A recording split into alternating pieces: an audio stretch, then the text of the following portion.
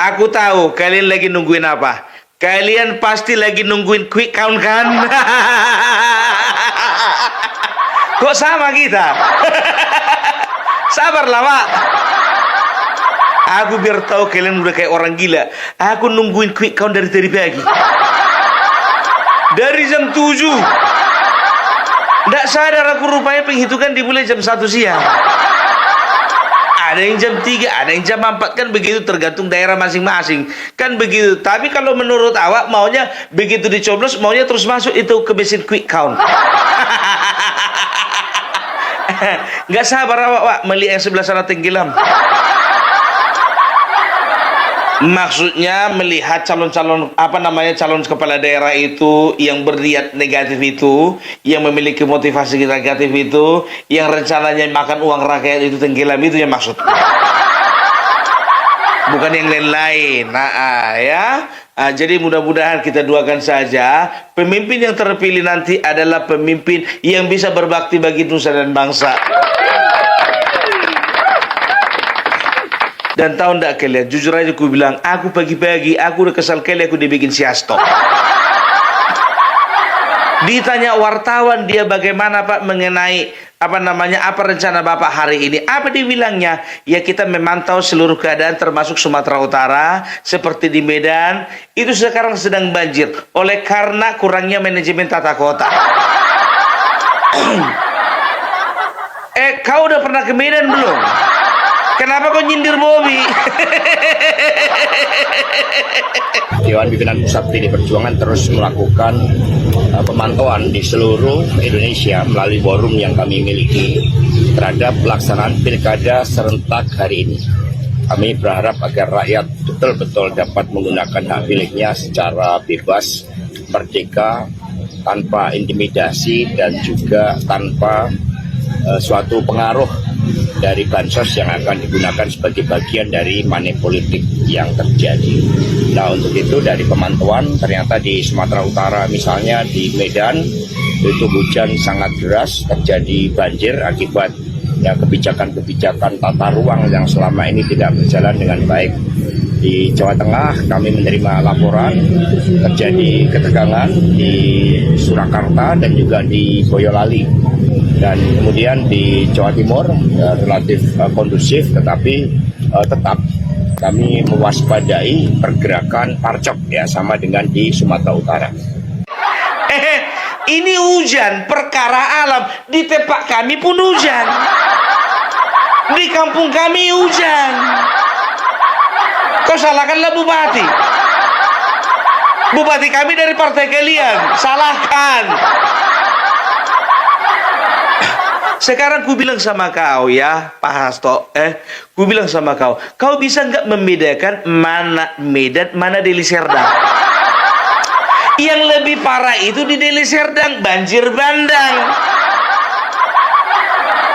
Ya, dan tahu nggak Deli Serdang itu tempat siapa? Deli Serdang itu tempat tinggalnya Edi Ramayadi.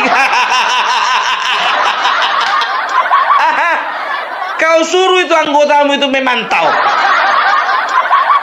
Nggak boleh begitu. Ini bicara alam. Wah, iya kan? Banjir, gempa bumi, angin puting beliung. Ya nggak boleh begitu. Jadi kayak kemarin di Tapanuli Tengah, waktu lagi kampanye Masinton Pasaribu, waktu datang itu ya Saudara Lauli, itu hujan deras, angin puting beliung. Jadi kami bilang itu karena apa? Karena alam tidak berkehendak gitu. Aku udah pernah keluarkan statement seperti itu. Nggak boleh seperti itu ya. Kita tunggu aja hasilnya, Wak.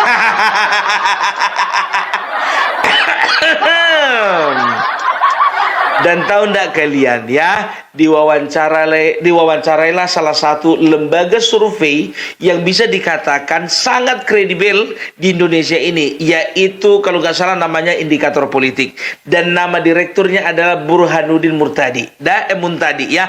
Apa dikatakannya? Kayaknya kita nggak perlu terkejut melihat apa yang akan terjadi di daerah Sumatera Utara.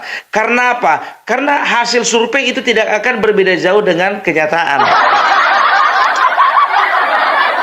kita akan melihat bagaimana selama ini survei itu menyatakan bahwasanya suara Edi Rahmayadi itu selalu di bawah, Bobi Nasution di atas.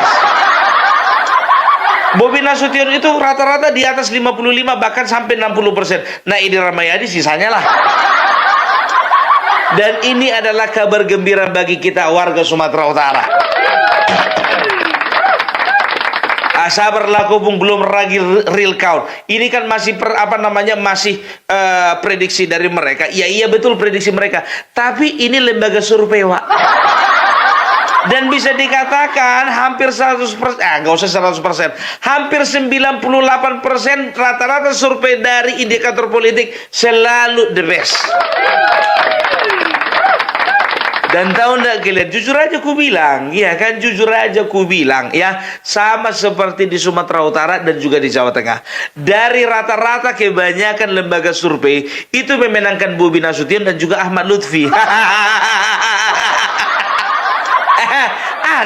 Ada satu-satu itu ya, ada satu-satu survei ya yang memenangkan yang satu Edi Rahmayadi, yang satu lagi Andika Perkasa, ya kan begitu. Tapi itu juga. Nama lembaga surveinya SMRC.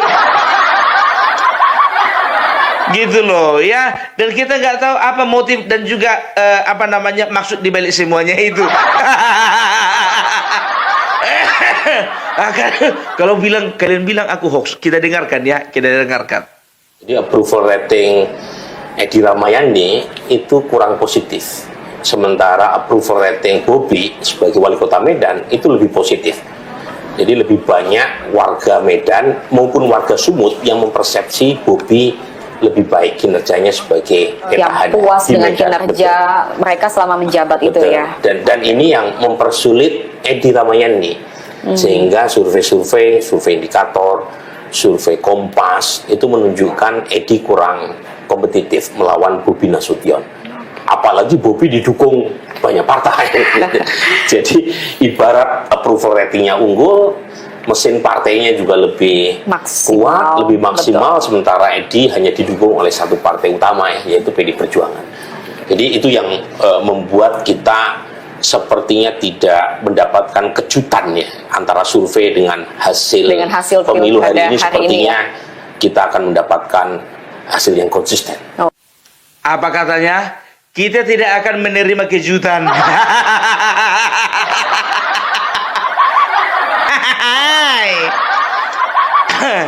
Dan tahu enggak kalian diwawancari lah Edi Rahmayadi sama wartawan. Pak, bagaimana Pak menurut Bapak Pak?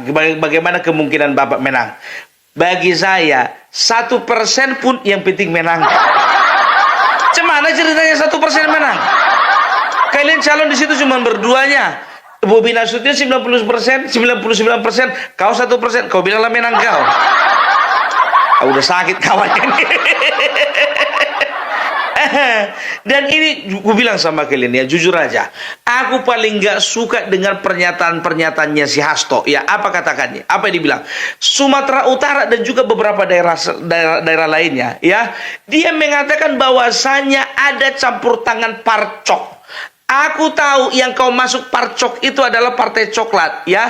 Itu berbicara tentang aparat penegak hukum, yaitu kepolisian.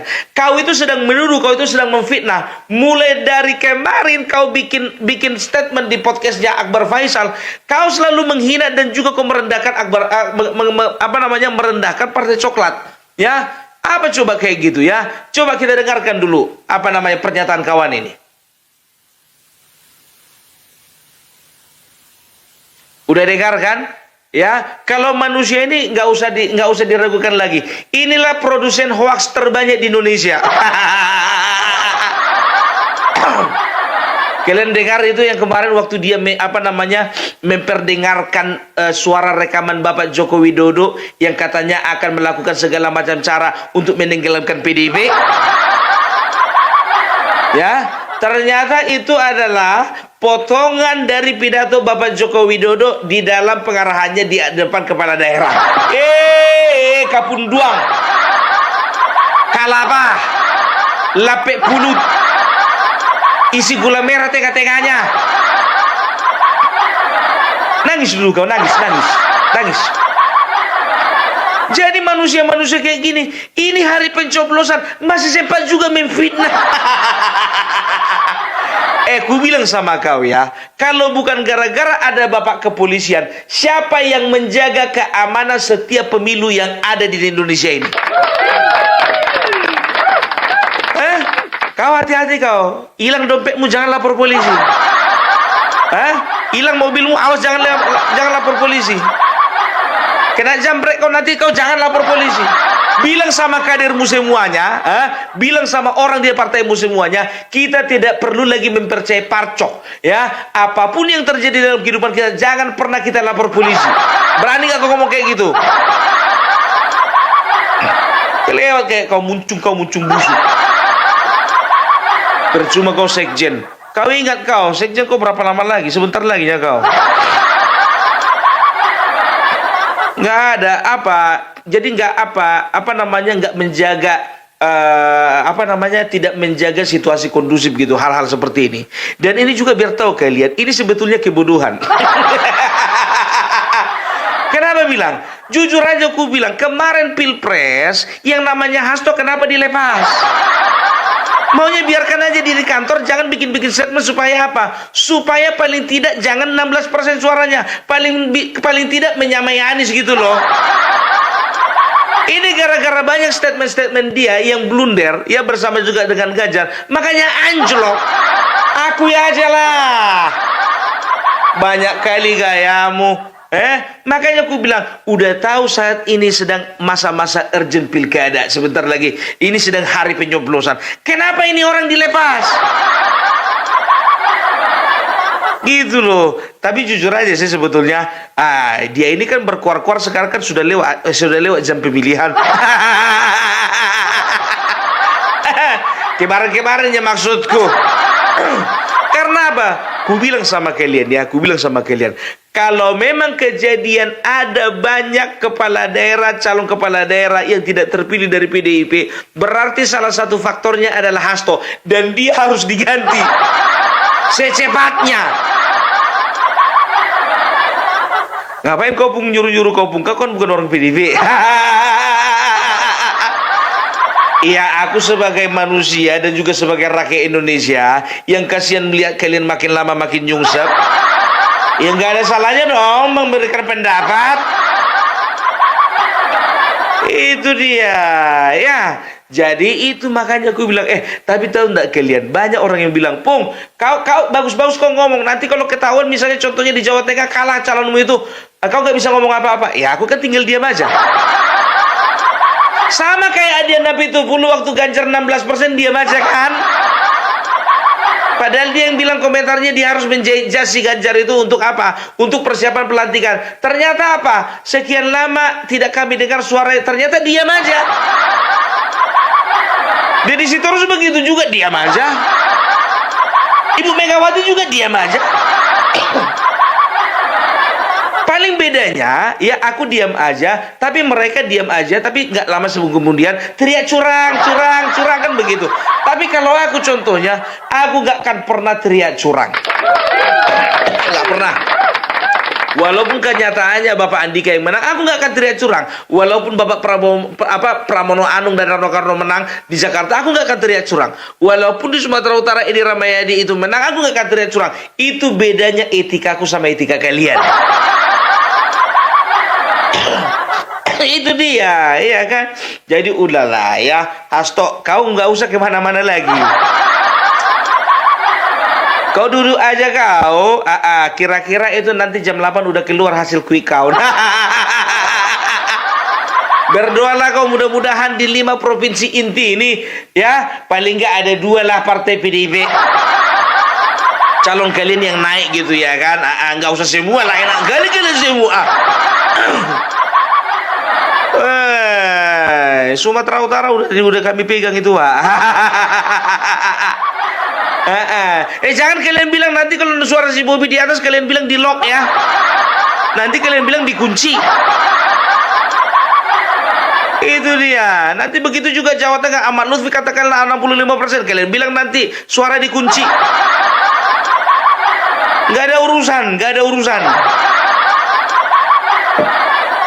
Karena yang mengunci bukan mereka, yang mengunci rakyat. Jadi kita sabar ya menunggu ya. Yang mau bikin kopi, yang mau goreng kerupuk. Karena tahu enggak kalian, jujur aja aku bilang, momen pemilihan ini yang paling seru kampanye, yang paling seru kampanye, dan yang kedua seru itu bukan pencoblosan, tapi menanti-nantikan hasil dari quick count. Itu paling seru. Puas sekali kita tengok contohnya. Yang kita dukung naik suaranya, yang enggak kita dukung nurun suaranya. Senang kali kita. Langsung lah awak SMS itu teman-teman awak kan yang enggak mendukung kan. Cuman aja boy. Ya makanya ya, tapi yang kurang ajarnya biar tahu kalian, ada aja orang yang taruhan. Ada. Ku bilang sama kalian ada. Udah kayak bola.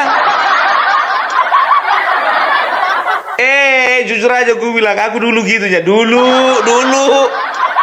2004 biar tahu kalian ya, antara Megawati dan juga SBY. Aku megang Megawati, kawanku megang SBY. Kalau nggak salah waktu itu taruhan kami 200.000. Dan tahu apa yang terjadi? Kalah. Di telepon lagu yang tahu kalian. Kau mana bro? Aku lagi di luar kota ini, gue bilang. Kok di luar kota kok cepat kali, baru tadi mencoblos. Iya lagi kemalahan aku bilang. Maksudmu apa? Udah meninggal nenekku, aku bilang begitu kan. Padahal udah dari 2 tahun yang lalu, kemarin itu nenekku udah meninggal. Tahu kalian pertanyaan terakhir apa dibilangnya? Kapan gue balik?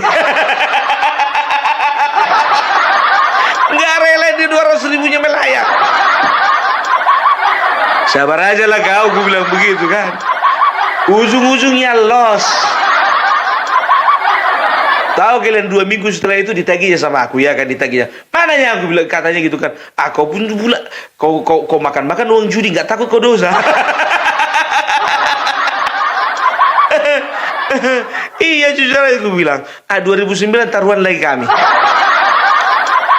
Wajarlah dia lagi kan, ku bilang kan, ayo taruhan lagi kita. Gak mau aku kata. Gak mau lagi dia. Pak Bagus katanya gitu kan. Bayangkanlah biar tahu kalian, karena cintanya aku sama PDIP. 2004 aku milih Megawati, 2009 juga Megawati, tapi tidak tahu kenapa nasibnya kalah. Aduh, kalian jangan sampai ada yang taruhan ya. Cukup ini pengalaman Opung Parbela yang jelek, nggak usah ditiru. Gitu dia ya. Jadi untuk calon-calon kepala daerah, tolong didengarkan ini, kecuali yang baru ditangkap kemarin. Yang di Bengkulu. Apalagi mau didengarkan, ditangkap kan. Ada sepak pula dia waktu ditangkap, biar tahu kalian pidato dia. Pidato. Pakai baju oranye dia. Saya harapkan untuk teman-teman di bawah ya, jangan sampai kita itu menyerah. Kita teruskan perjuangan kita. Ini adalah proses yang sedang saya hadapi dan saya yakin saya akan mampu melewatinya.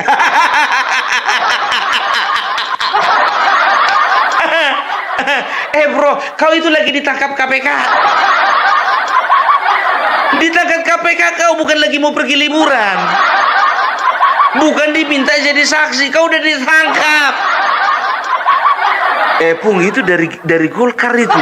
Nggak peduli. Bapak Prabowo pun juga sudah mengatakan bahwasanya siapa yang main-main ya, siapa yang melakukan korupsi tidak ada ampun.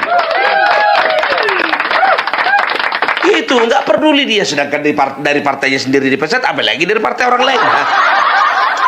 Nggak ada masalah. Kalau gue bilang tidak perlu dilindungi koruptor. Yang lebih ngerinya lagi tahu nggak kalian? Itu dia di Kompasnya anggotanya. Di Kompasnya anggotanya, pegawai honorer pun juga di Kompas. Dapat dia lah 7 miliar. Itulah yang dipakai jadi moda.